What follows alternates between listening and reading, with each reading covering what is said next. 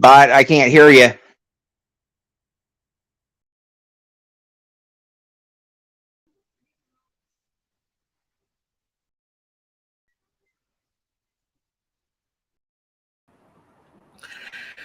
Good afternoon, good evening, everybody. East Coast, West Coast, North Side, South Side, wherever you are in this great country of ours. This is Bethea's Byte, your home for news, opinions, debates, your voice, justice served, and yes, it is reloaded.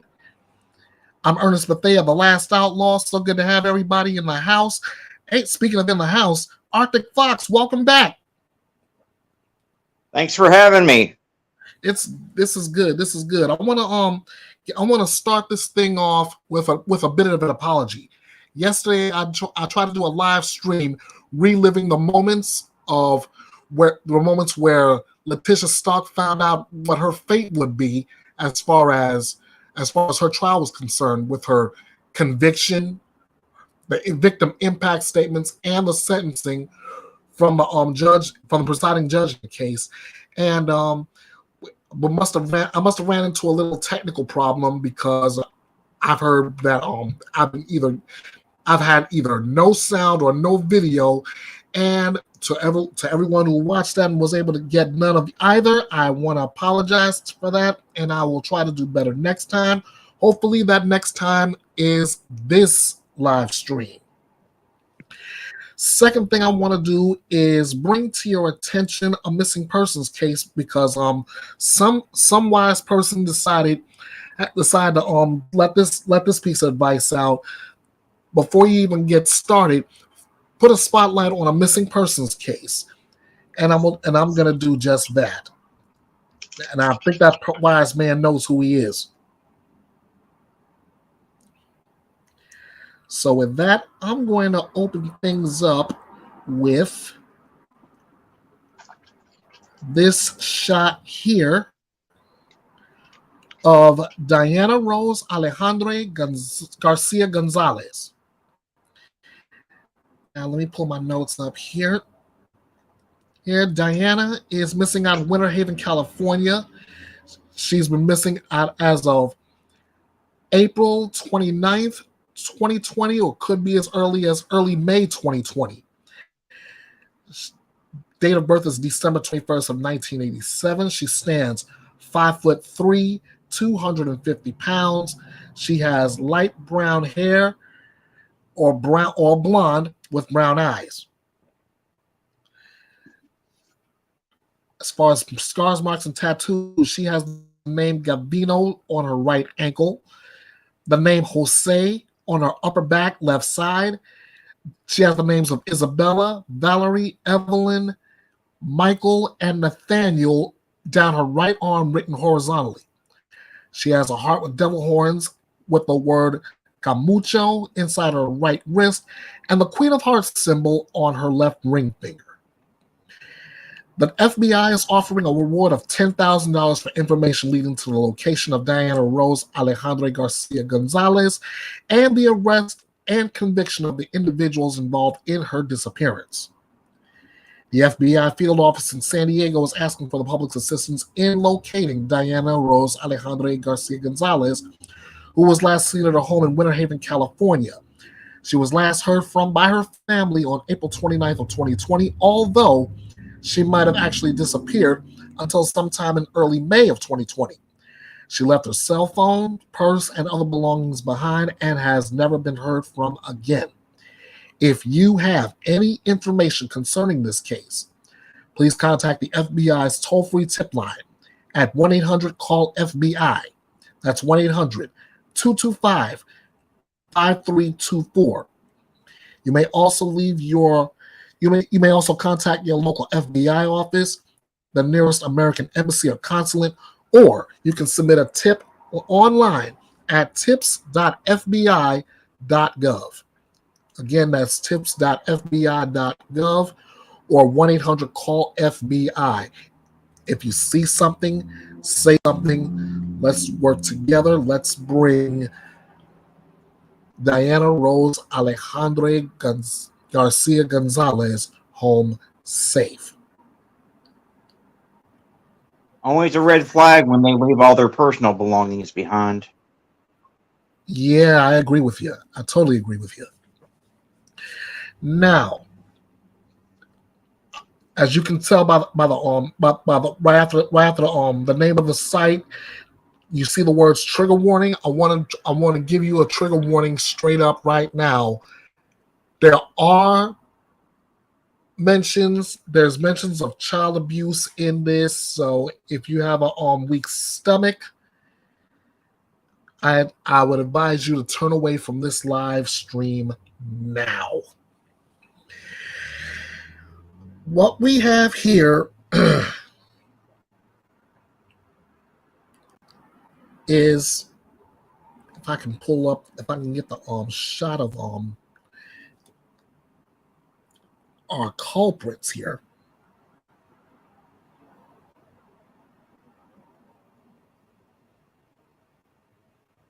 There we go.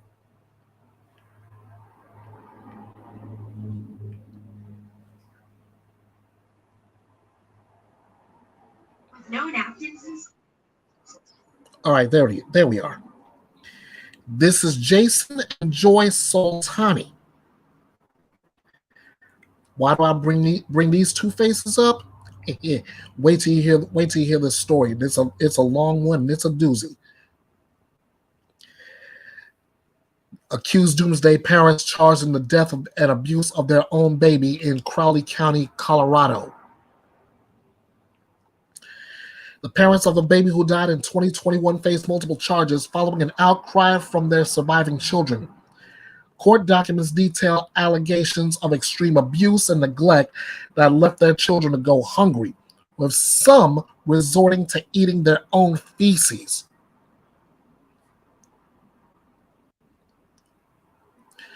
Wow. Wow. You're thinking exactly like I am. Wow. Who would have seen that coming? First off, before I continue, I want to send a shout out to KRDO in La Junta, Colorado. Thank you for this information. This is stuff that just can't be ignored. The investigation into Jason, Joy, and Sierra Soltani began after emergency crews responded to an Ordway home on August 8, 2021, on reports of a dead baby. According to court documents obtained by KRDO just before Crowley County Sheriff Terry Reeves arrived, a voice presumed to be Jason could be heard asking during the 911 call, "Has anyone laid eyes on beep today?" CPR was initiated at the scene, and the baby was taken to the Arkansas Valley Regional Medical Center, or AVRMC, in La Junta via ambulance. The parents, identified as Jason and Joy, left by private vehicle and followed the ambulance to La Junta. Court documents report there wasn't a birth certificate for the dead baby, and Joy reported 2 different birthdays to a doctor. It was known that the parents were uncooperative and would not speak to Sheriff Reeves on the scene. Once at AVRMC, the baby was pronounced dead. The county coroner responded to the hospital and noted the baby was, quote, filthy, with dirt on feet, fingernails, and scalp, with a lot of wax buildup in the ears, end quote. Also, according to court documents, the baby had never walked, and their feet were, quote, so filthy that an unnamed nurse at AVRMC felt there might be some type of disease causing the feet to be so black and began washing them. This was evidenced by the coroner's photos. Once washed, the baby's foot appeared to be that of a white child, and the unwashed foot was very dark and filthy. The affidavit states initially the baby's parents wouldn't accept their child was dead and claimed they were going to pray and have resurrected, and initially refused to give custody of the child to the coroner for autopsy. An autopsy was performed on August 8th of 2021 by Dr. Alice Cooper in El Paso County. She noted that there was no food content in the baby's stomach, no urine in the baby's bladder, and the baby was only in 25% of the normal growth rate for a child of that age. The child's specific age was redacted in the court documents. According to the affidavit, the forensic pathologist found the baby's cause of death to be undetermined. However, the forensic pathologist ruled out numerous natural causes of death during court testimony. The affidavit notes the baby had recently been below the 0% average height and weight according to the World Health Organization chart that was exhibited during a custody hearing. My God. That is, and I only read just one part from this report. Wow. Yet this is something you couldn't even script for a TV movie. That's how horrible this sounds. Well, I mean, if the child had no contents in the stomach and no urine in the bladder, that's a clear sign they died of either starvation or dehydration. Or possibly in this case, both. Yeah.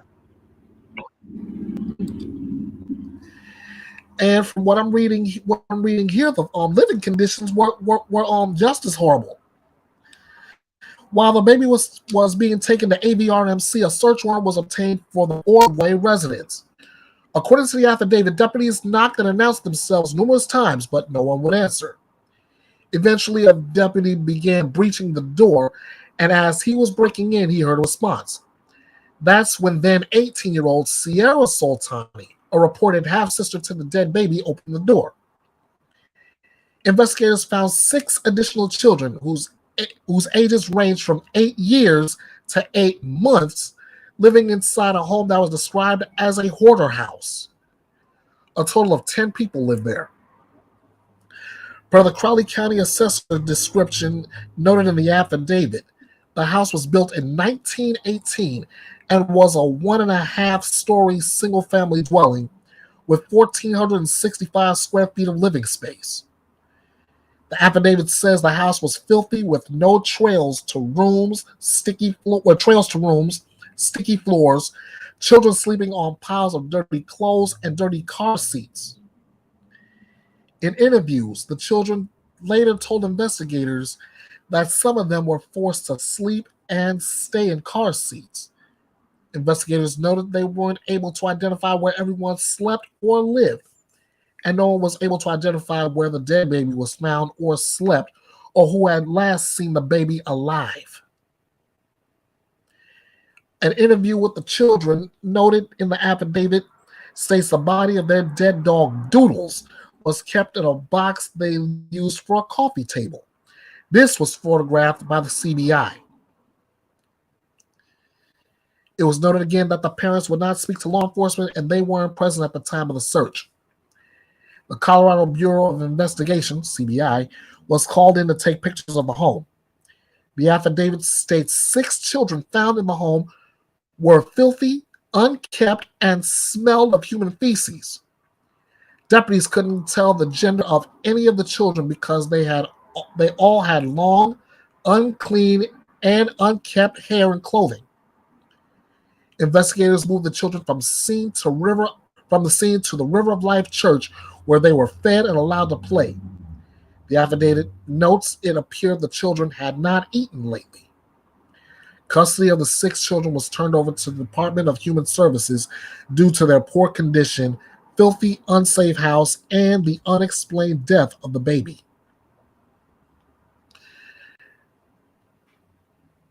I mean, come on, really?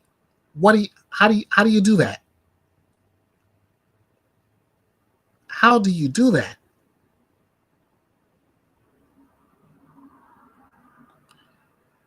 How do you call yourselves parents and not taking care of your kid, take care of all these kids, and you let a baby to die? Exactly. Nothing. Exactly. I mean, there's options out there. Put the baby up for adoption. Take it to a baby safe haven. Drop it off at a fire station or a hospital. Right. And then it's not just that baby. You still have others in there. Like I said, the ages range from 8 years old to 8 months old.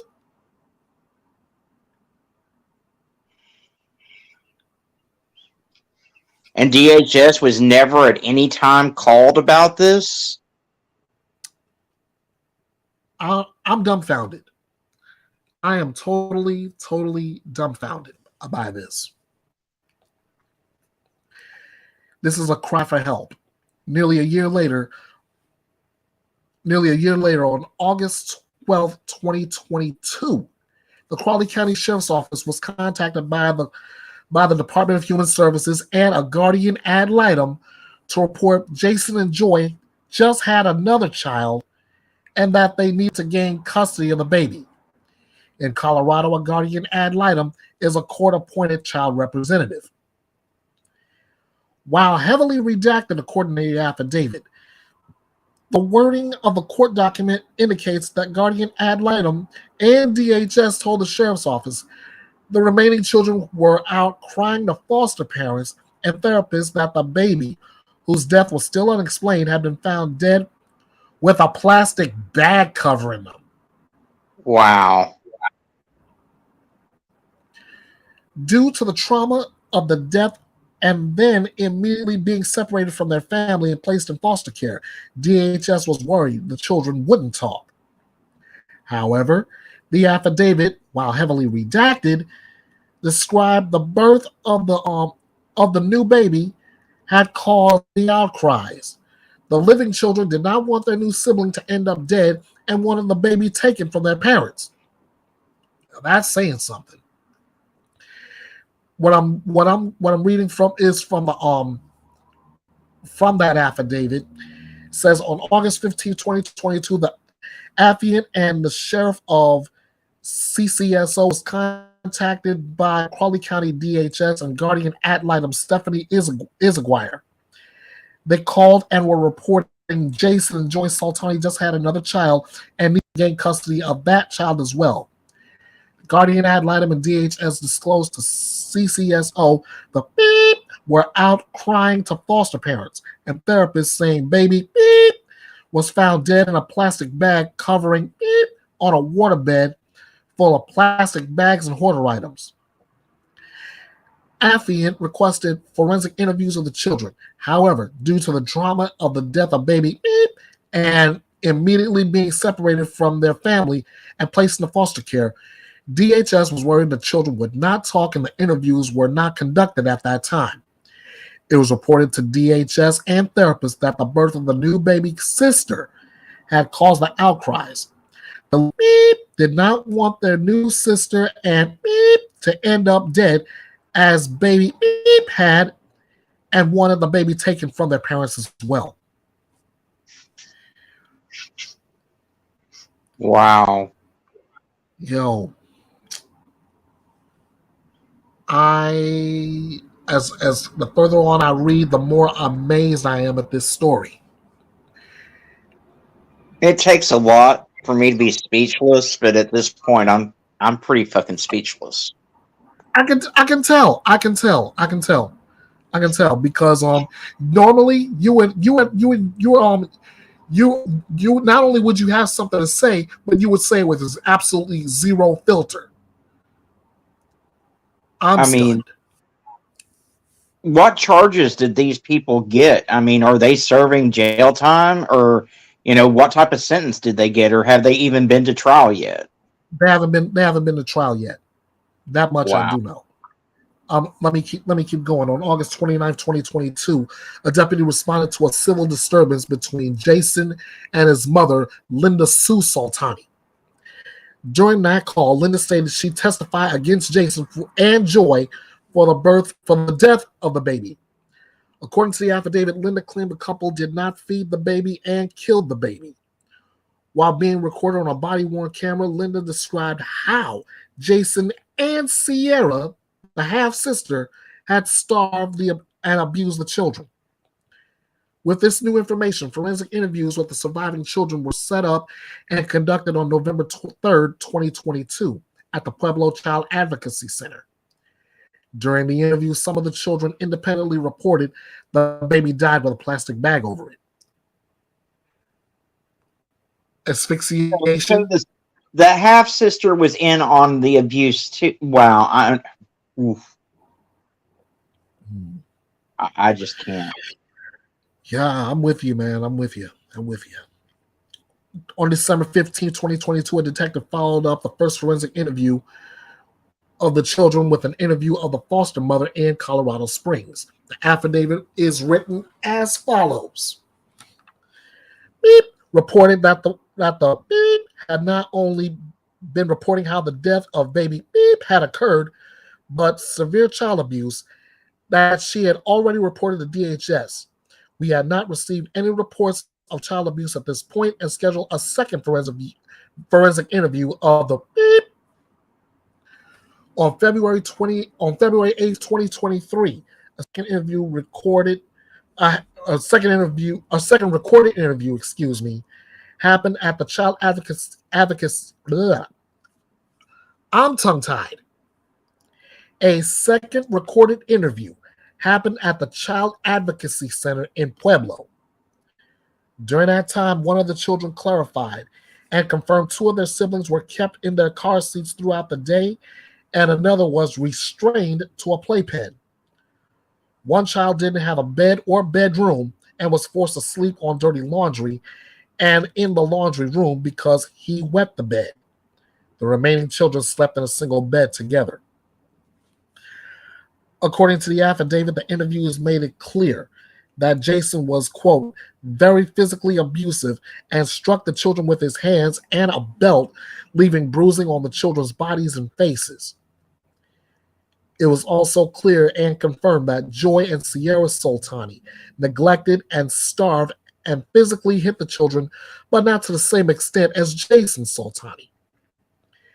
The affidavit notes the children were always starving and ate non-food products, including human waste, paper, paint, and cardboard.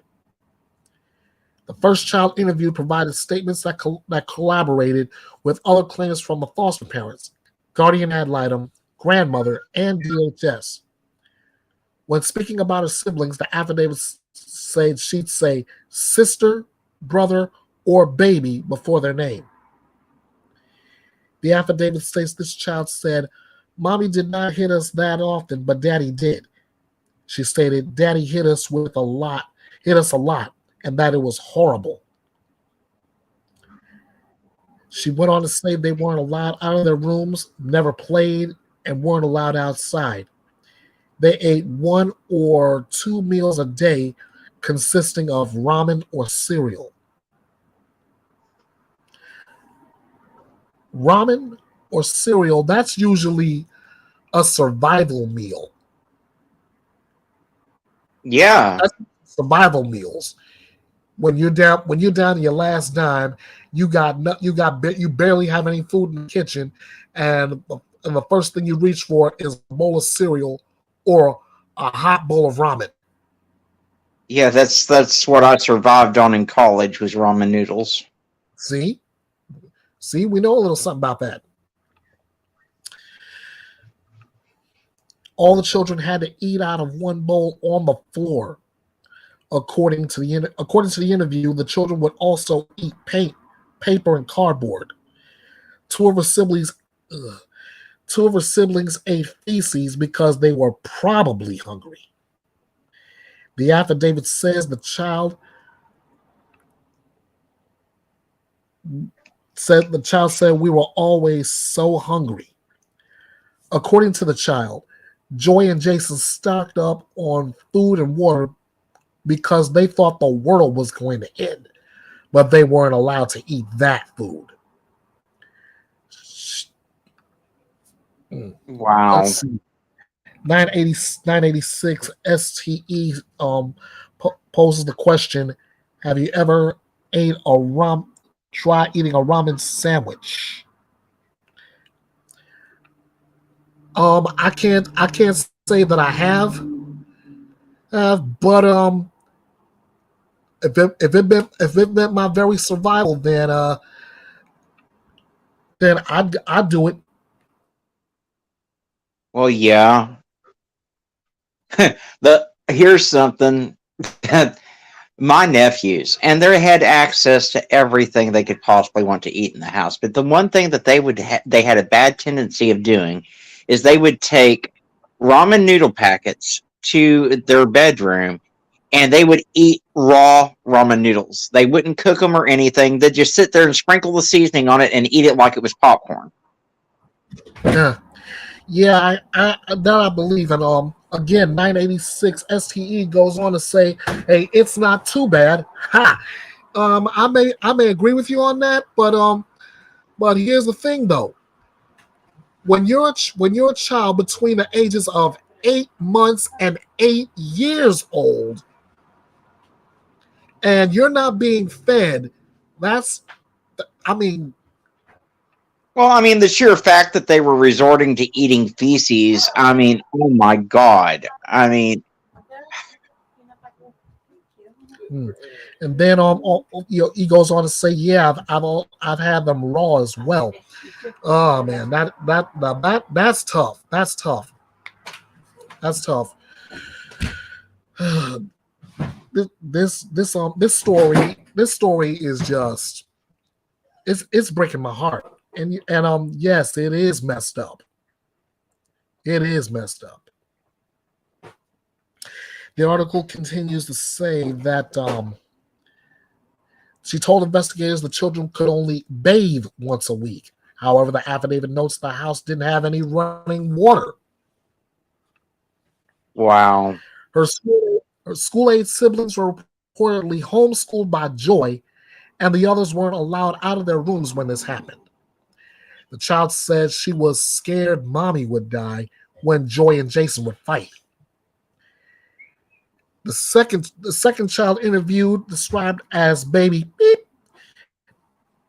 displayed a trauma response while being interviewed. The affidavit notes the child would become very wild and throw things, but eventually calm down and hug a DHS employee. However, the child would have outbursts vocally and not speak.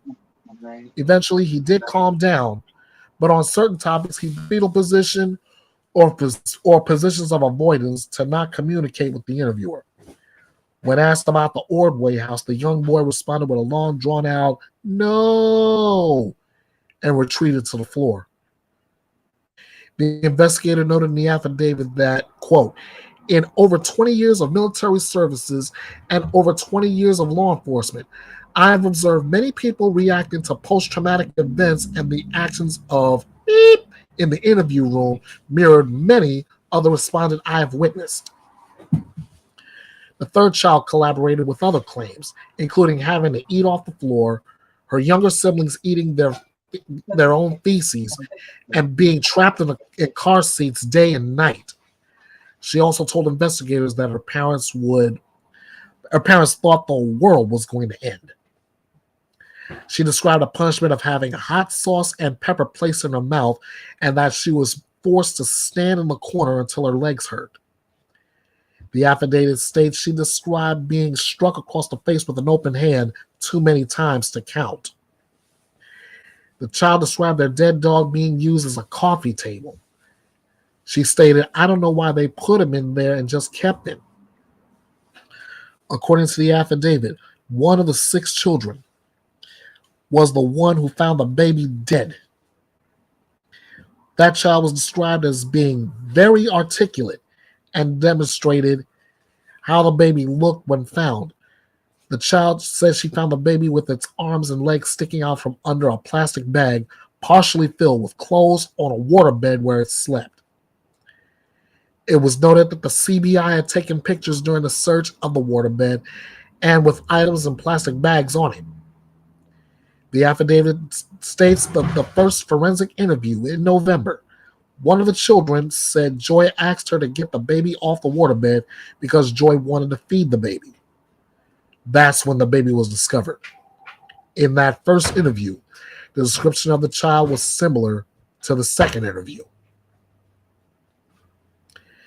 The child in the first interview checked the baby's chest to see if its heart was beating, and it wasn't. She then placed her hand on the baby's stomach to see if it was breathing, and it wasn't. That's when she told the mother something was wrong. Joy directed the child to bring her the dead baby. Once with Joy, the child said her mother told Jason the baby's condition, and at some point, someone contacted the police. The child described the baby as looking pale, with its arms and legs sticking out from under a plastic bag, and the baby's eyes were closed. Another child interviewed on how the baby was found told investigators that Joy and Jason wanted 12 children. As of May, the couple has 7 living children, with 1 on the way. The forensic examiner was requested to re-examine the case with the new evidence during the interviews. She did, but could not find reason to change it from undetermined cause of death. The affidavit noted the details of how the baby died and details of the child abuse given since August 2022 by the children had not changed or deviated.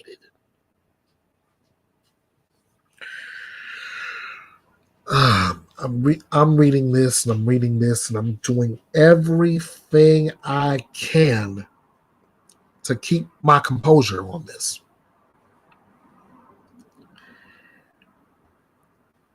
I'm doing everything I can to keep my composure, but with a story like this, it's tough. It is absolutely tough to do.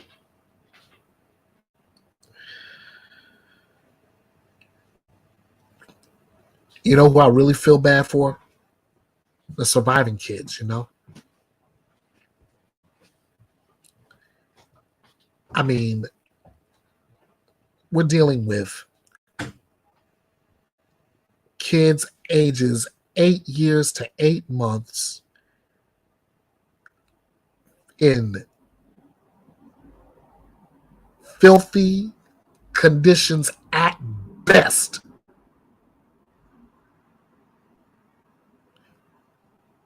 Haven't been fed, forced to eat off the floor.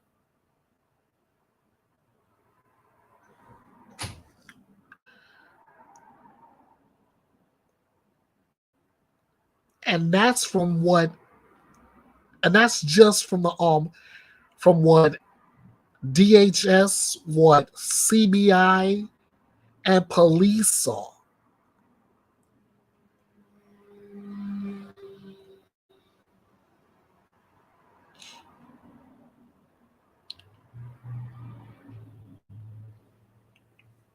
What else can be said?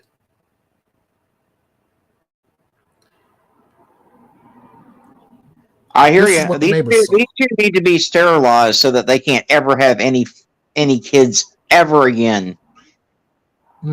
What about a nice lengthy prison sentence, and that'll make sure they will never have kids again.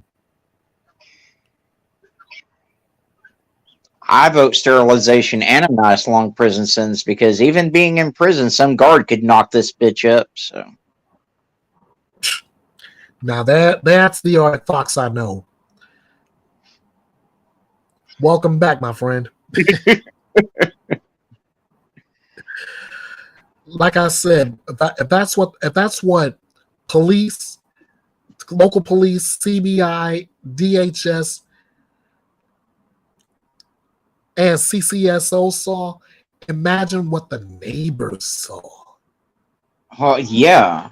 After the second forensic interview with the children, investigators began speaking to the Soltani's neighbors.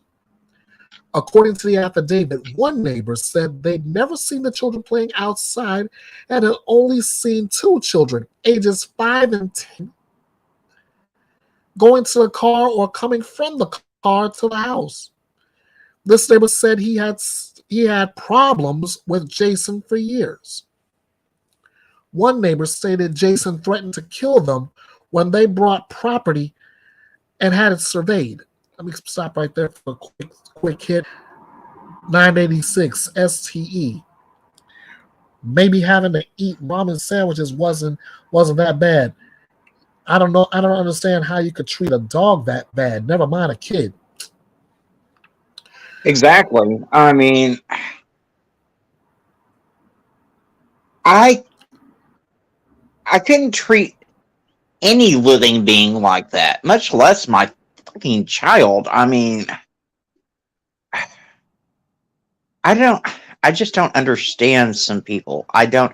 This is like probably the second worst case that I've heard about. The worst being a mother and her boyfriend that lived in Texas and let their children live with the corpse of their dead brother for over 6 months. Oh my God. I normally I would say something like that. You got to be kidding, but not, but hearing that, nah, you're not. That's not a joke. I don't even hear a punchline.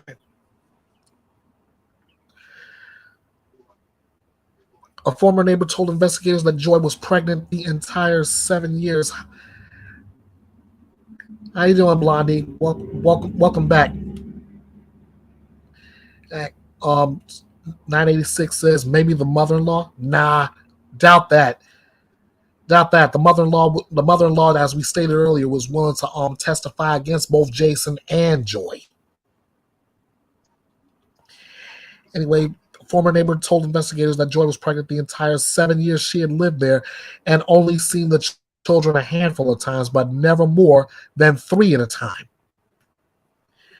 She and one other neighbor, at one point disabled adult, had lived in the house.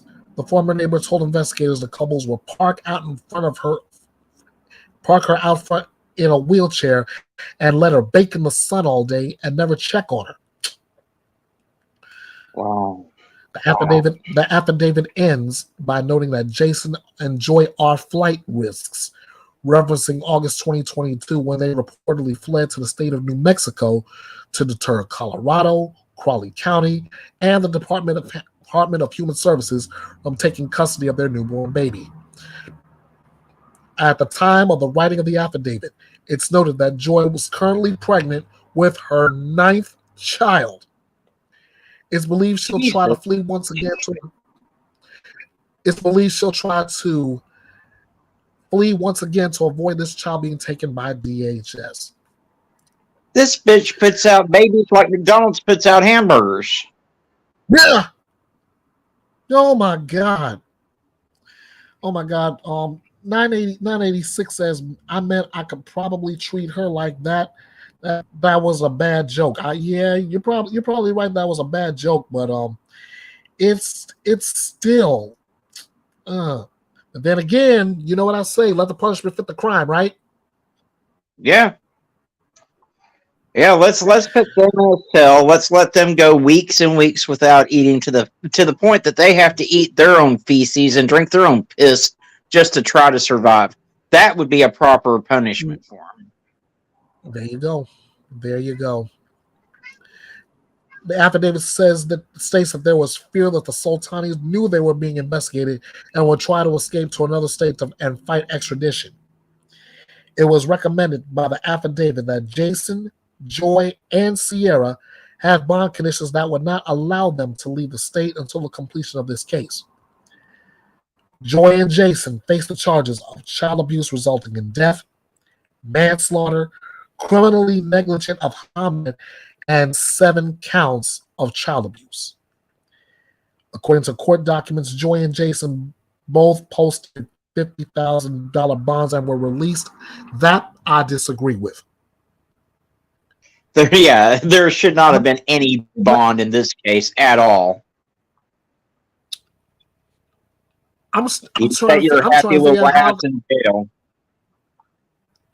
Child abuse resulting in death, manslaughter, criminally negligent homicide, and 7 counts of child abuse, and that warrants $50,000 bonds. Really? Exactly. And that's the problem that we have in this country, is that these people who are monsters and commit these atrocious crimes keep getting these stupidly low bonds. And when you commit a crime against a child, I don't care what the crime is, but it's something especially as atrocious as this, there shouldn't have been any bond. They need to set their happy little asses inside that prison cell until trial, and that way you don't have to worry about them being a flight risk because they're right there where you can keep an eye on. Exactly. When it comes time for them to show up for court, they will be there. No ifs, ands, or buts. Let's see, what was he saying now? He says, "Yeah, killing them would be too easy. A lifetime of hard labor, bare minimum. Bring that back. If you don't pay taxes, you end up in more trouble nowadays." That's true. If you don't pay well, unless you're certain people, if you don't pay your taxes, you could end up in more trouble. Also, if you get caught with a little bit too much weed in your car in a state where it's not legal, you could end up doing more time than what these two fucks probably will. Exactly.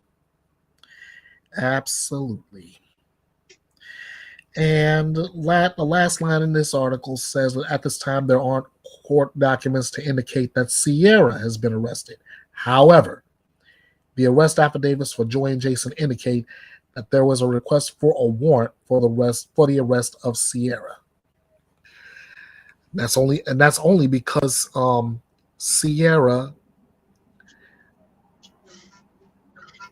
That's only because at the moment Sierra could be either a willing participant or she could very well be a possible victim herself.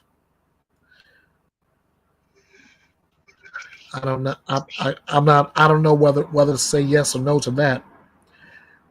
But I'm gonna bring you coverage from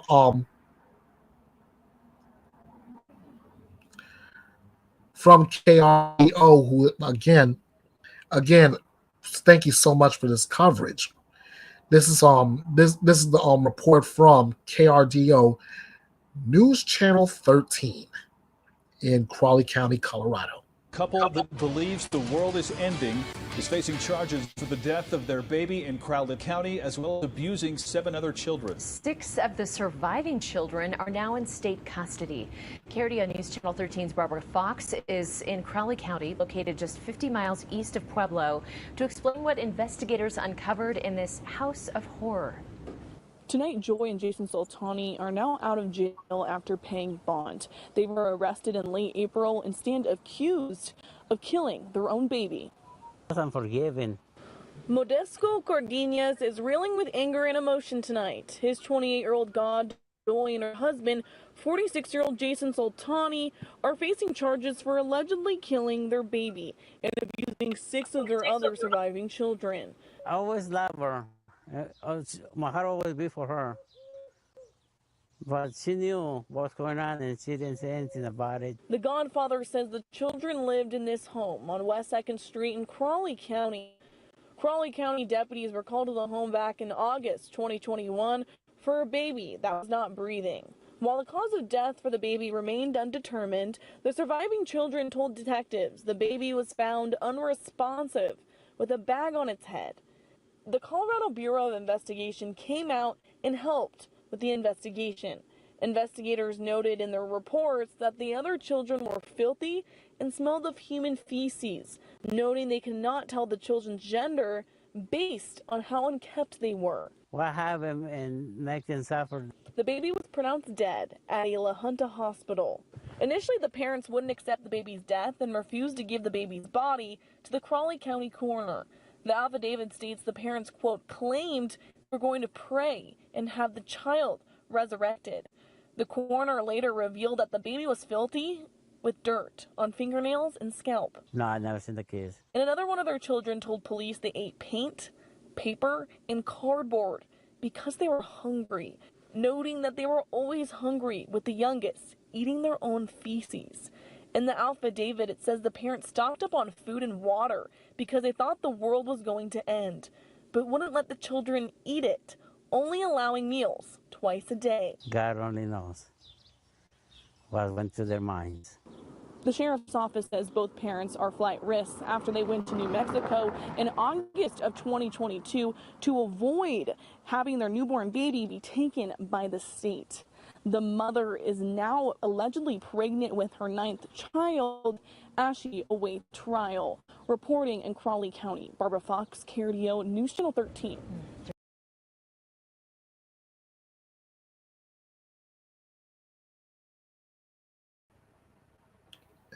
Again, I thank KRDO for the coverage. And let me get back into the comments real quick. 986 says that he's from Ireland. People over here doing 15 years over weed. Killers and rapists are out in no time at all in comparison. That's messed up. That's messed up. He goes on to say now they're more or less trying to groom a whole generation of kids with all this so-called sex and gender education bull.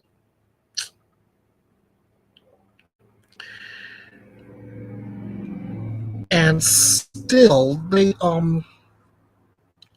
here in the United States, you got monsters like Jason and Joy Soltani who would just treat their kids like nothing. Exactly. The fact that they're trying to provide support for children who are trying to come to terms with their sexual identity is the least of the world's problems when you've got monsters like these pieces of shit out there. You got it. And as far as the care for those kids, I've said this before, and I'll say it again. And I will continue to say it until I'm blue in the face, and I blast out of my coffin. Parents, you have but one job. One. Sure, It's in many parts, but you have but one job, and that job is simple. You care for your kids. Exactly. Well, the problem is she was popping out kids like Dairy Queen pops out banana splits. And I guarantee you part of the reason why this bitch was doing it was because she could keep getting more and more entitlements and food stamps and everything else, but she didn't want to care for those kids. And she sure as hell wasn't buying food for the kids with those food stamps. So it makes you wonder, what the hell? Where was all the food and shit going?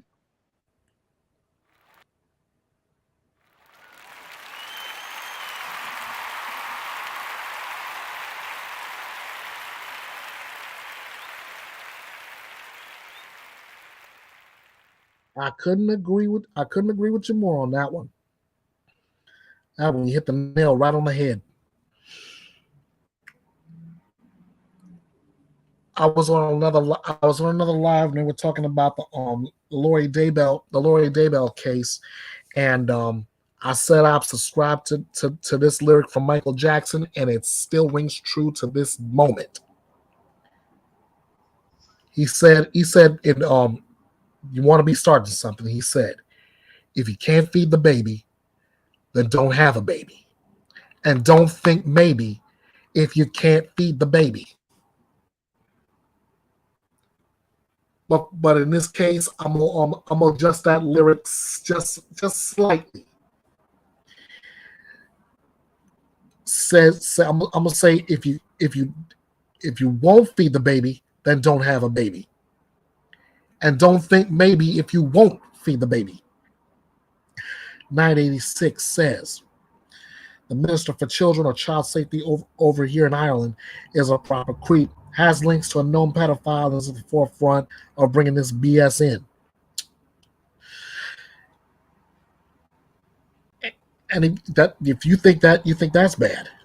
You think that's bad there. Imagine what it's like. It's the craziest thing. I mean, all these children. I mean, I can understand if you're struggling, trying to take care of children, and you're like an old woman who lives in a shoe. You know how that rhyme goes. Oh yeah. mean, if you're struggling to take care of your kids, you don't keep pushing more and more of them out. That's for damn sure. Exact common doggone sense.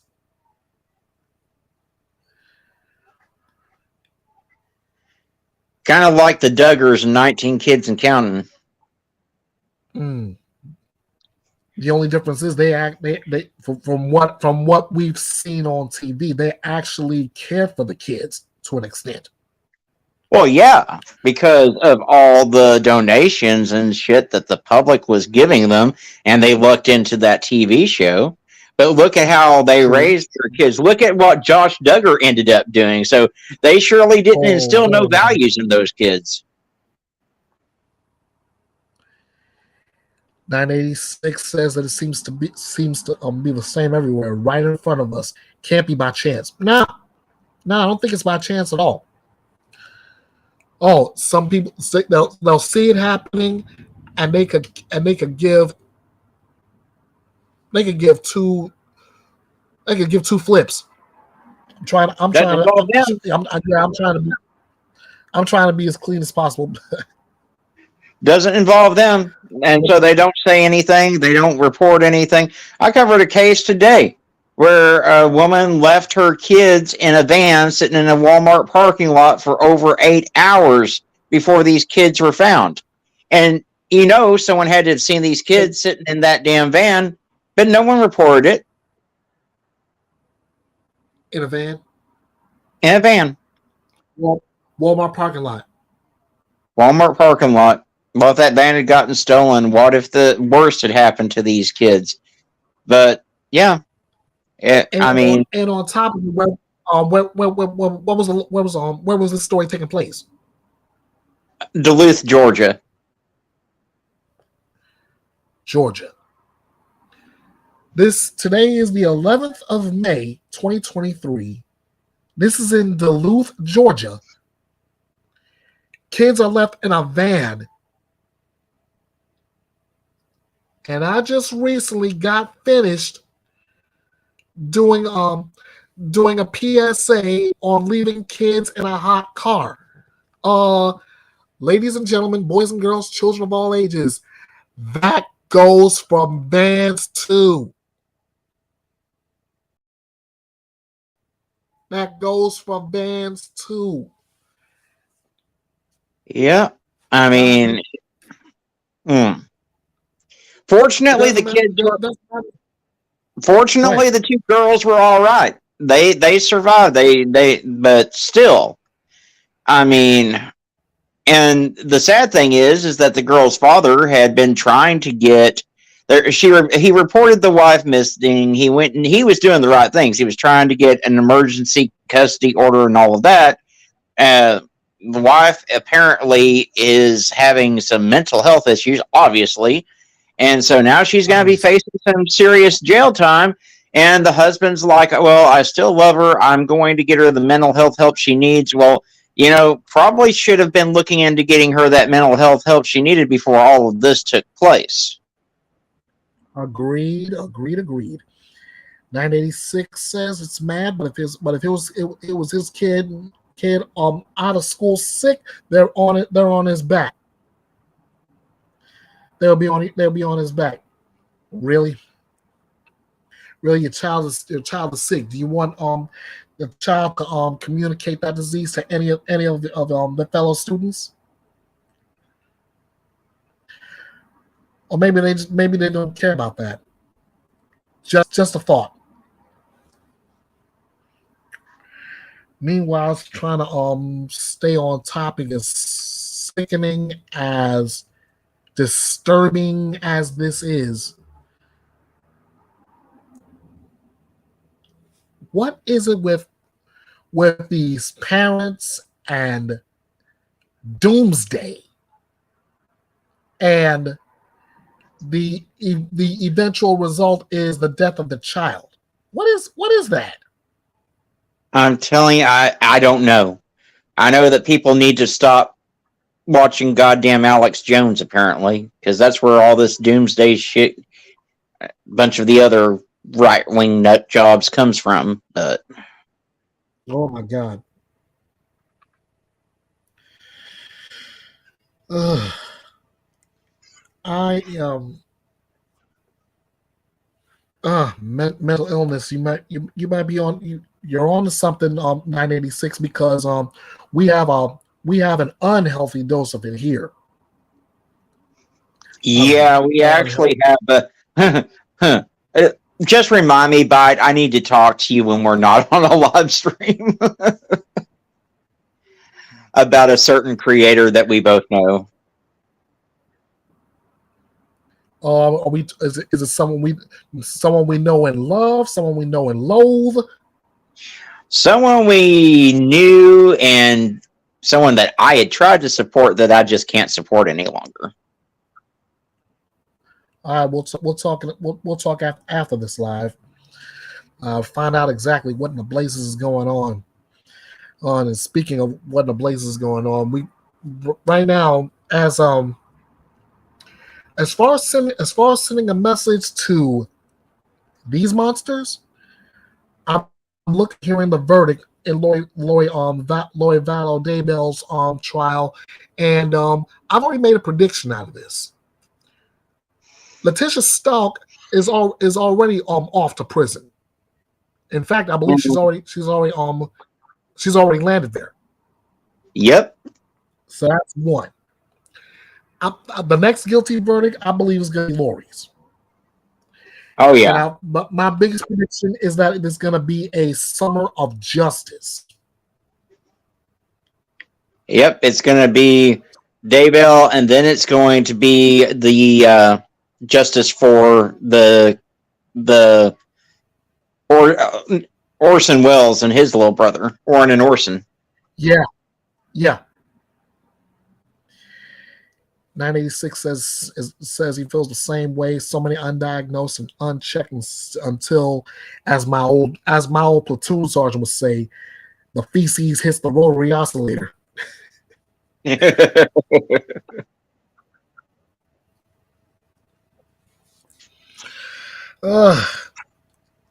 Man, the summer of justice is already off to a hot start. All right, I gotta give props to.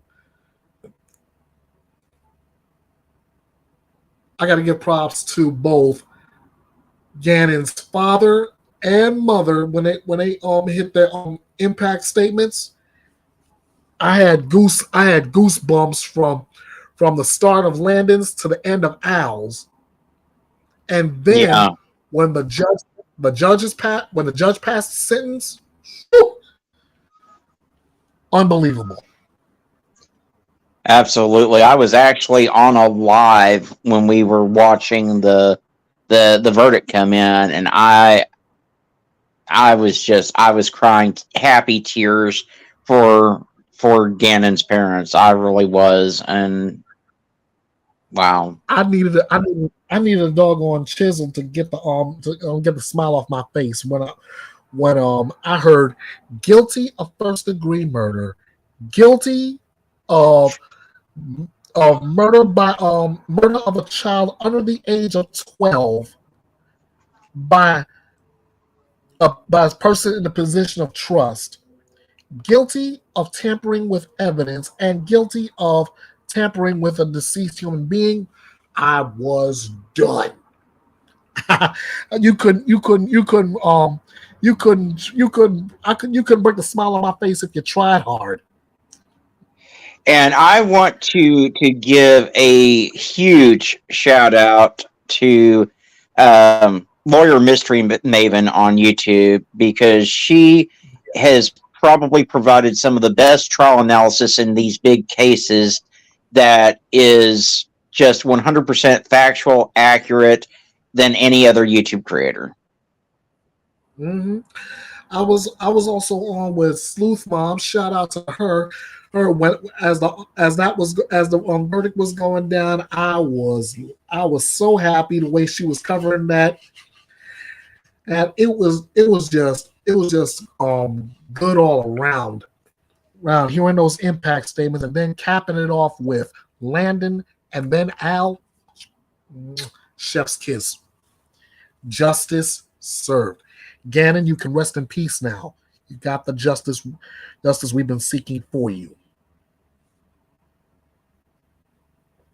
Amen. And as for, like I said, as for Lori Vallow Daybell, call me Goldberg because you're next.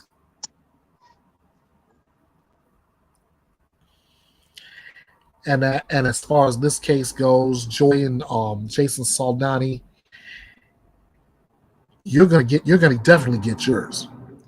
And Sierra, if you're involved in this voluntarily, you're gonna get yours too. I'm praying you're not, but if you are definitely gonna get yours. Yeah. I mean, and that was the thing in Gannon's case is my biggest thing with that case was how did Harley not smell Gannon's body? How did she not know? How was she not a participant? Well, she totally flipped on Letitia during the trial, testifying against her. Oh, I know that. And that's probably what saved her from facing charges herself. Yeah. Your conscience will call you out. Your conscience will indeed call you out. Well, that's all I got. That's all I got on this article. I'll keep bringing updates on it as much as possible. I want to thank everybody for joining. Fox, it's good. It was great having you on, my man. I appreciate you having me. Mm-hmm. And one last reminder real quick.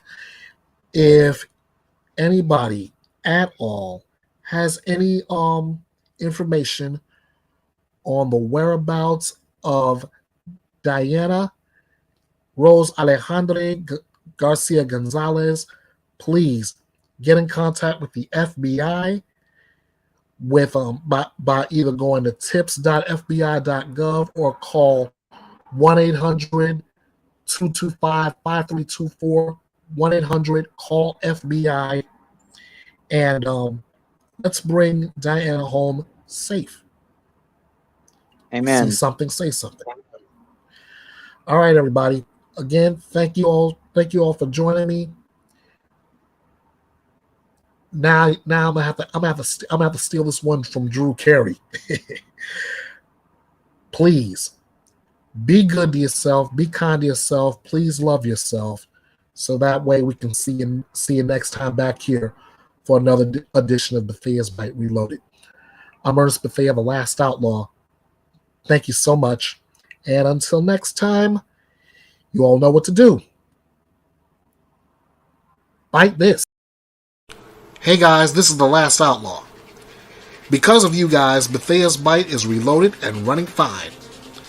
Without you, however, the channel has no engine and does not run. So to all of you who watch the videos and have subscribed to the channel, I have two simple words for you. Thank you. Let me make this quick. If you enjoyed the video, or if you want to give your feedback on it, I'd like you to do the following. Like this video to get more eyes on it. Subscribe to the channel if you haven't already. Be sure to click the notification bell to be notified of future videos. Share this video all over your social media. Drop your comments on this video. Good or bad, I will respond. Be sure to follow Bethea's Byte Reloaded all over social media. At Bethea's Byte Reloaded True Crime on Facebook. At EKB316 on Twitter. At Bethea's Byte Reloaded on YouTube, with and without the punctuation marks. At EB The Last Outlaw on Instagram.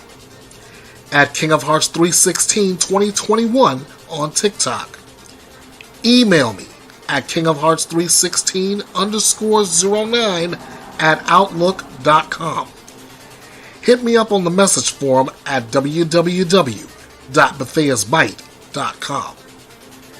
This is your home for news, opinions, debates, your voice, and justice served. This is Bethea's Byte. and it's reloaded.